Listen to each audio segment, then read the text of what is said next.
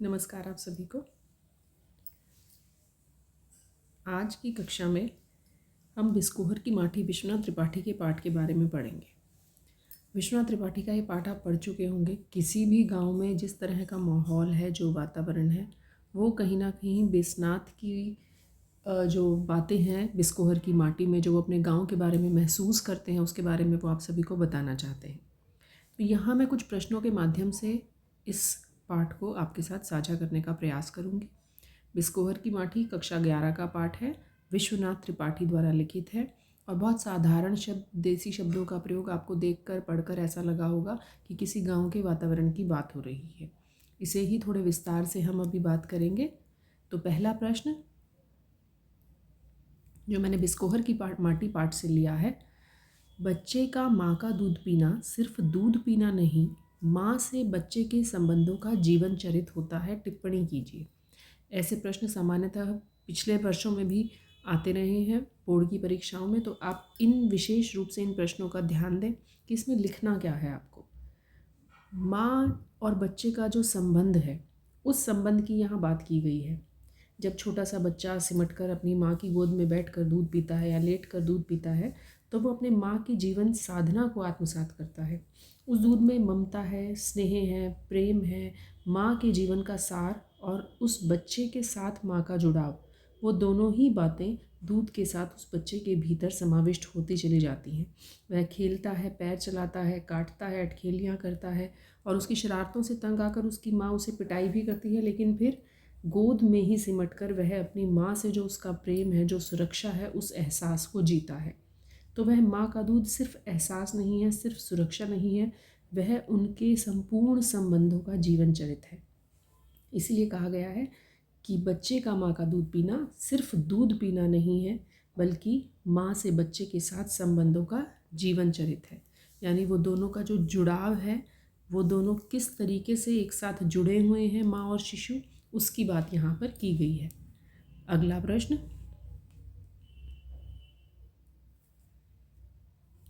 फूल केवल गंध ही नहीं देते, दवा भी करते हैं।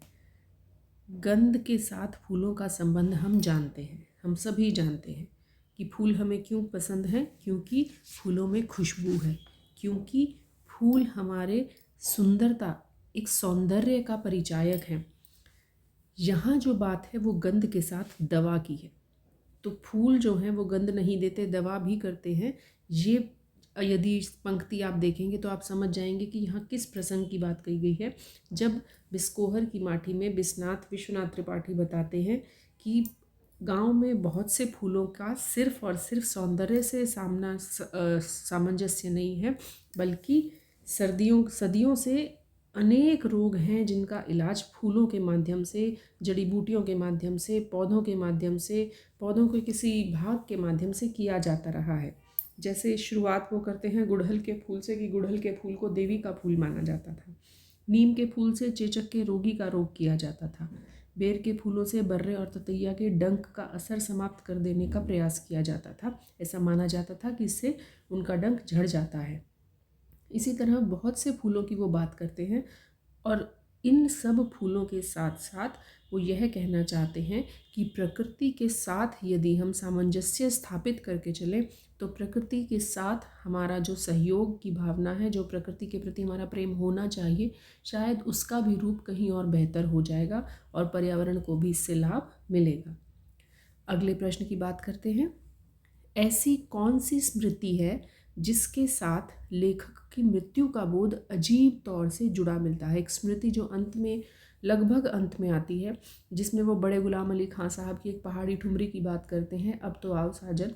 लेखक की स्मृतियों में बसी हुई इस ठुमरी को जब वो सुनते थे और अवसर पाकर उसे याद करते थे, तो उन्हें लगभग रोना सा ही आ जाता था, क्योंकि उन्हें याद आती थी बिस्कोहर की उस औरत की जो उन्हें बहुत व्याकुल, व्यथित दिखाई देती थी, जो सफ़ेद रंग की साड़ी पहनती है, लेकिन जिसकी आँखों में एक प्रकार की दुख की, करुणा की झलक उन्हें दिखाई देती है।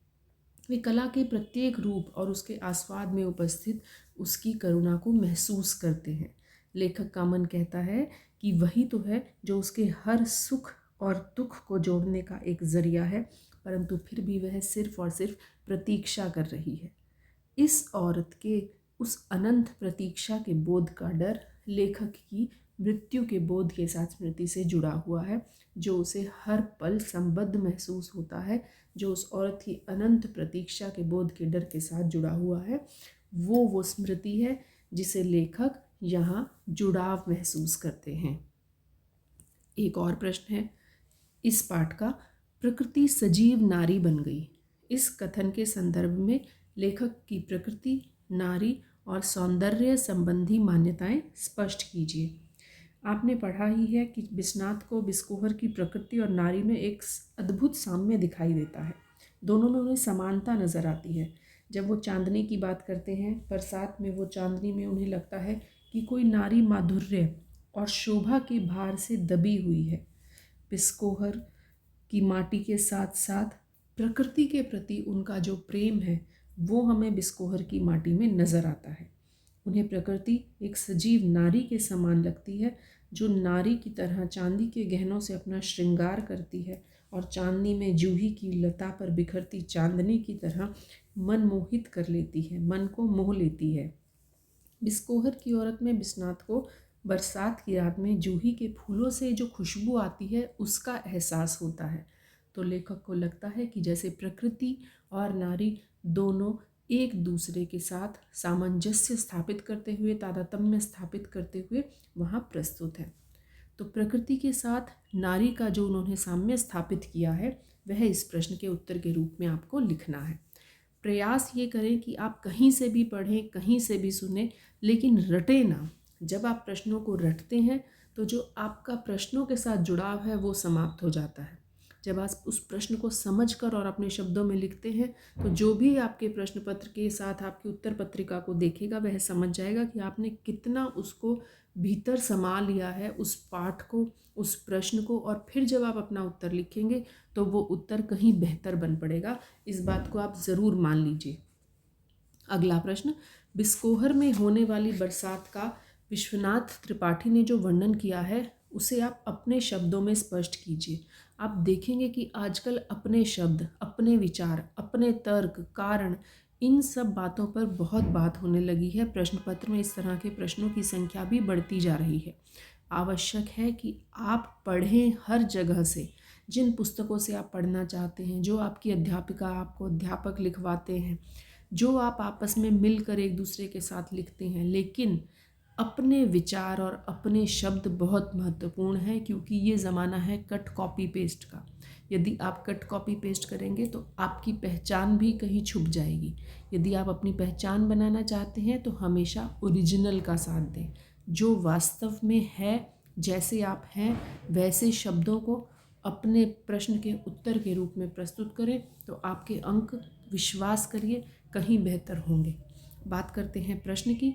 बरसात का विश्वनाथ द्वारा किया गया वर्णन, लेकिन लिखना है अपने शब्दों में। तो बच्चों, कहीं भी किसी भी गांव में बारिश आती है तो वैसा ही वर्णन है। बिस्कोहर में बरसात के बारे में लिखते हैं कि वो सीधे अचानक नहीं आती थी।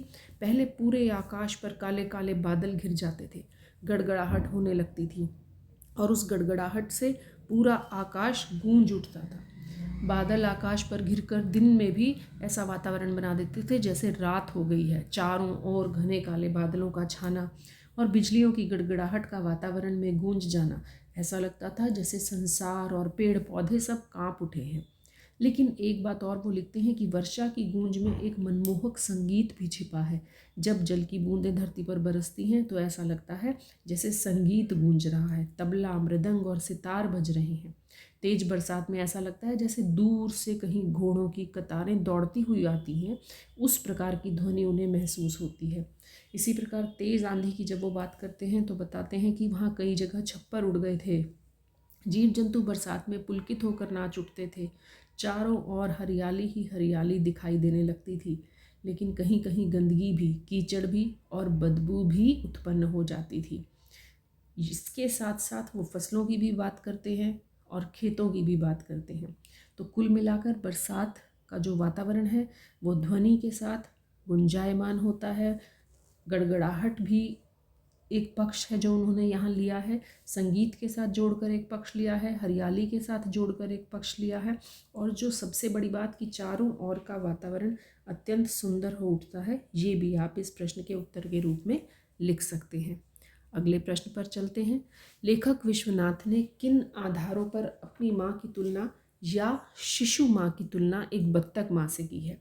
ये वो प्रसंग है जब वो डियर पार्क में गए और वहाँ पर उन्होंने देखा कि बत्तख अपने डैनों के अंदर छिपा रही है अपने अंडों को, ताकि कोई उसे नुकसान ना पहुँचा सके। इस प्रसंग का, इस अनुभव का वो यहाँ जो बिस्कोहर की माटी पाठ में उसे प्रस्तुत करते हैं तो उन्हें शिशु माँ की याद आती है। वो कहते हैं कि एक बत्तख जिस तरह अपने डैनों में अपने बच्चों को छुपा रही है, अपने अंडों को छुपा रही है, उसी तरह एक शिशु माँ भी अपने बच्चे को हर हाल में सुरक्षित रखना चाहती है, स्नेह करती है और अपने आंचल में उसे समा कर रखती है। हर माँ अपने बच्चे के प्रति स्नेह और ममता को हृदय में धारण किए रहती है। जिस तरह बत्तख उन नाजुक अंडों को अपनी चोंच से बाहर छिटकने से रोकती थी, उसी तरह माँ भी बिस्नात को अपने कोमल हाथों के स्पर्श से अपने साथ सहेज कर रखती थी। यही जो कुछ बातें हैं जिन्हें आप एक मानव माँ और एक बत्तख माँ से जोड़ सकते हैं, वही सामान्य सा प्रश्न है, लेकिन इसे क्योंकि पाठ से जोड़ दिया गया है, परंतु ध्यान रहे कि शिशु माँ और बत्तख माँ की तुलना यदि आप स्वयं से भी करेंगे तो शायद इन्हीं बातों को आप लिख पाएंगे।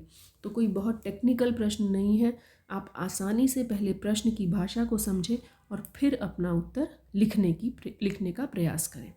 अगले प्रश्न पर आते हैं। एक अत्याचार की बात है कि बिस्नाथ पर एक अत्याचार हो गया था। वो अत्याचार क्या था? हम सभी जानते हैं कि बचपन में माँ से प्रिय बच्चे को कोई नहीं होता, और माँ से उसका जो प्रेम है वो भी उसके दुग्धपान से जुड़ा हुआ है। यहाँ पर बिस्नाथ चुप अकेला था तो उसके माँ के प्रति जो भावनाएं थी वो केवल और केवल उसकी और माँ के बीच की बात थी। लेकिन जब वो 3 वर्ष का हुआ तो उसका छोटा भाई आ गया, उन्होंने जन्म लिया। तो बिस्नाथ पर जो अत्याचार हुआ वह अत्याचार क्या था कि बिस्नाथ पर अब जो माँ का एकाधिकार था, बिस्नाथ का जो अपनी माँ पर, वो समाप्त हो गया था और अब वो अधिकार चला गया था उसके छोटे भाई के पास। अर्थात बिस्नाथ को माँ के दूध के स्थान पर अब गाय का दूध पीना पड़ता था, और लेखक की दृष्टि से वह अत्याचार था। छोटा सा प्रश्न है, लेकिन कई बार बहुत महत्वपूर्ण रूप से प्रश्न पत्र में आता रहता है। अगला प्रश्न देखिए। ग्रामीण क्षेत्रों में गर्मी और लू से बचने के लिए कौन कौन से उपाय किए जाते हैं? आप सामान्य रूप से भी ये बात जानते हैं, परंतु आपको उत्तर देना है बिस्कोहर की माटी पाठ के आधार पर। तो हमने बिस्कोहर की माटी पाठ में पढ़ा कि वहाँ गर्मी और लू से आसानी से बचने के लिए परिवारों में देसी उपाय किए जाते थे, जैसे गांठ बांधकर प्याज को रख लेना, कच्चे आम को भूनकर शक्कर या चीनी में मिलाकर उसमें भुना जीरा डालकर पी लेना ताकि लू न लगे, और गर्मी में जौ का रस, सत्तू का रस, बेल का शरबत इत्यादि, इनसे लू से बचने के जो उपाय हैं ये उस पाठ में प्रस्तुत किए गए हैं, जिन्हें आप इस उत्तर में लिख सकते हैं। तो गर्म लोग, जैसे हम जहाँ जिन जगहों पर रहते हैं, गर्म जगहों पर रहने वाले जो लोग हैं, वो इस प्रश्न के उत्तर से भली भांति यूँ भी परिचित होंगे। यदि आपने नहीं भी पढ़ा है पाठ तो भी आप बता पाएंगे कि गर्मी और लू से बचने के लिए कौन कौन से देसी उपाय किए जाते हैं। वही आपने प्रश्न के उत्तर के रूप में यहाँ लिख देना है। अब ज़रा अगले प्रश्न की बात करें। तो अगला प्रश्न मैं आपसे पूछना चाहूँगी कि इसमें एक कुइयाँ शब्द आया है। कुइयाँ शब्द के विषय में आप क्या जानते हैं? ये उत्तर मैंने आपको नहीं दिया है, और आपको एक धन्यवाद की स्लाइड दिख रही है, क्योंकि इस प्रश्न के साथ मैं छोड़े जा रही हूँ आपको कि आप उस प्रश्न का उत्तर ढूंढें। और यदि आप उस प्रश्न का उत्तर ढूंढते हैं तो आप सभी को मेरी ओर से बहुत बहुत बधाई। और आज के इस वीडियो के लिए आपने सुना, बहुत बहुत धन्यवाद। लेकिन इससे आप कुछ सीखें, उससे मुझे बहुत प्रसन्नता होगी। आपको सिखाना मेरा लक्ष्य नहीं है, आपको सही मार्गदर्शन देना ही मेरा उद्देश्य है। धन्यवाद।